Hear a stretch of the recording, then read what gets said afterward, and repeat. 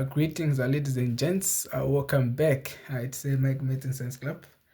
Today, we will be looking at the future value annuity. Now, remember, we introduced, this idea of the future value annuity in our last session. We also did, some few questions, of course, using that formula there. So if you haven't watched that, I would suggest that you go watch that before you watch this one, because it wouldn't make much of a sense, because I'm not gonna go back to the the stuff that we said. I'm only just gonna pick up there and there. So we said, of course, in our last session we said that, of course, this formula here, it works. The normal conditions of it is that the first, of course, payment is made after one time period has passed. So what do I mean by that? So if it's a monthly investment, so the first payment would need to be made at the end of the first month. And also we said that of course the last the last payment is made on the last day, of course, of your investment plan. So we said that, of course, the first payment. Now suppose we were to make an investment, and we want to to reach a certain goal. We want to have a certain amount in the future. Now again, I'm just gonna represent that by a timeline. So this would be T0, this would be T1, T2, let's say that's T3, and of course that would be T4. So now suppose if we were to to make yearly investments, of course we would need to start to make the first payment or first deposit of course at the end of the first year. So in this case, or at the end of the of the first time period, of course we would need to make the first payment, of course, at T1. So in this case it would be if it's monthly, it would be at the end, of course, of the first month. So in this case it would, let's say, suppose we're making investments of 100 rand per month or per year. So this would be where we would invest that 100 rand. And also a T2. Now remember, we said it has to be a fixed amount, and also the the interest mustn't change along the way. So a T3 again would put and I would deposit another, and a T4 we would deposit another one there. Now what happens then if so we say these are the normal conditions of it.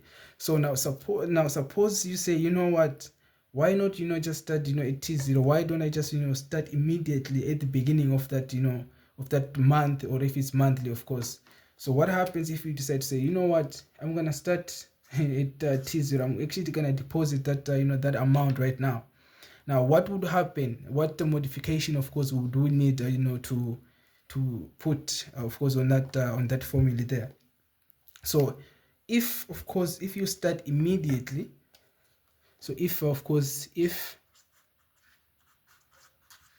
you start immediately, I hope that actually I'm writing that immediately right. So this would be the first condition. So if you start immediately, I want you to note the number of payments would increase by 1. So in this case, the number of payments,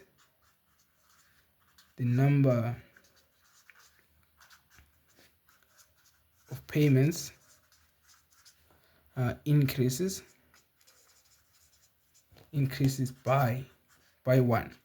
So in this case, the known, of course, we said that the X, of course, N stands for the number of payments, right? So X in this case would be the equal payment that, of course, it would be 100. It would be 100 rand in this case if it's in rand. So in this case, then of course, N, of course, in this case, the number of payments would increase by 1. So in this case, the new number of payments, in this case, it would be, of course, let me just write that by another pen. So it would be, so our new N in this case, it would be N, but plus a 1 if you start immediately. So that it would be plus a 1 there. So that's if you start immediately. So if you start immediately, so your number of payments in this case would, of course, increase by 1. So that's what you need to know. Even if you check, of course, on that timeline that we we made there, So under normal conditions, we would have, of course, 4 payments, right?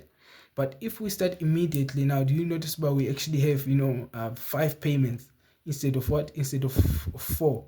So again, that's why I said, of course, the number of payments in this case would increase by 1. So in this case, the number of payments, of course, for that formula there, for this timeline rather, it will be of course 5 plus a 1. So in this, our n would be a 5 plus a 1 there. So I'm just writing it in another color so that it matches that, so that it doesn't confuse. So in this case, this would be of course your new n. So it would be 5 plus 1, and that would give you, of course, it would give us 6. Of course, that would be, no, actually that's a 4. Hey, where am I getting a 5? So it would be 4 plus 1. So in this case, it would be actually 5 payments. So instead of 4, we would have actually 5 payments. Forgive me for that mess. So in this case, so that's if you start immediately, right? So if you start immediately, of course, the number of payments in this case would increase by 1. So instead of it being 4, it would be actually 5. So that's if you start immediately. Now what happens again, if you were to to miss few payments at the end, for example. Now again, I'm just gonna illustrate that by a timeline. I feel like when we use these timelines, it it becomes better to visualize. So again, this would be a T0, this would be T1, T2, that would be T3. Say this is T4, it's just ended T5. So that would be T5 there. Now suppose we're making of course equal investment. So again, we would have now suppose this was of course under the normal condition, of course. So this would be of course if you miss the last few payments. So this would be condition number 2. So this was for 1. I'm just gonna write that condition up there, down there, of course. So of course now suppose that was under a normal condition. So of course a T1 would make an investment, of course, of 300. Let's just put 300. So again, a T2 would make 300. A T4, a T3 again would make 300. Now suppose if I were to to miss of course the last payment. Now suppose I can't make of course further payments.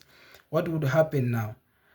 So what you would do is that you would find out at T3 what would be the future value of all of these payments at that particular time and space. So you would use your future value, of course, formula to find, of course, the future value of all of those payments. And then you would, of course, find that future, value. Now, suppose, we find that value to be, let's say 2.5.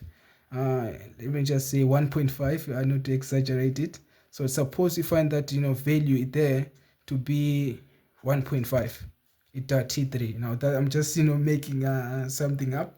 Now, what you would do is the first thing that you do. Now remember, we want to find out how much, of course, would we have at T5, right? So if I missed the last few payments, so what you do, you say, right, what would be, of course, the future value of all of those payments that I've made so far at T3 on the day that you make, of course, your last payment. So in this case, of course, you missed it too. So in this case, you would end at T3. And then you would take whatever that future value that you have. In this case, we say that's, of course, let's pretend that's 100. Actually, that should be 1,500 instead of 150.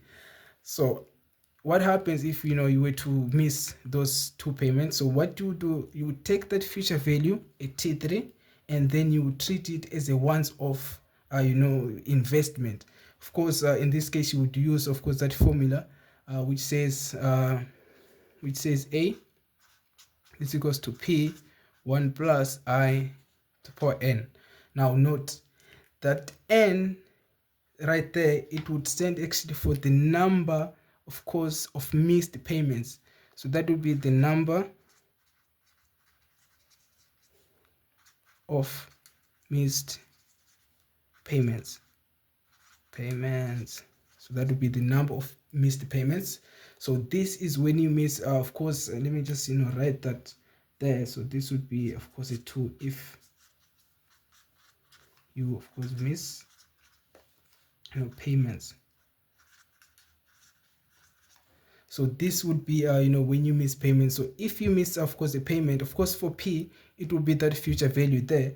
So you would take that future value in, of course put it back into the account and let it grow as time goes by. Now remember, if you put of course a certain amount in an account, of course it would of course increase as time goes by, right? Because that's what happens when you invest. So in this case, this value of P there, it would be FV, of course the future value at T3. Of course that would be 1 plus whatever interest, and then of course N would be of course the number of missed payments. So in this case it would be of course 2. So in this case that N would be equals to what? To a 2. So that's if of course you miss those the 2 payments. So in this case you take whatever that future value you have, you treat it as a once off investment until of course that T5 there, and you'll find out how much of course it would be worth if it was just there in the account, not doing nothing. So this is when you of course stop at T3 to make any further payments. So that would be the modification that would make. So of course there's of course when we make calculations, I'm gonna show you 2 ways. So this is the first way. You would take whatever that future value it would be at that T3, and then of course in this case it was 500, it was 1500, right? So it was 1500. So that would be 1 plus I to the power of course of 2, right? Now remember I didn't actually put I there. So in this case, so this is of course the first way you can do it, and the other way would be just to modify that formula, of course merging them both.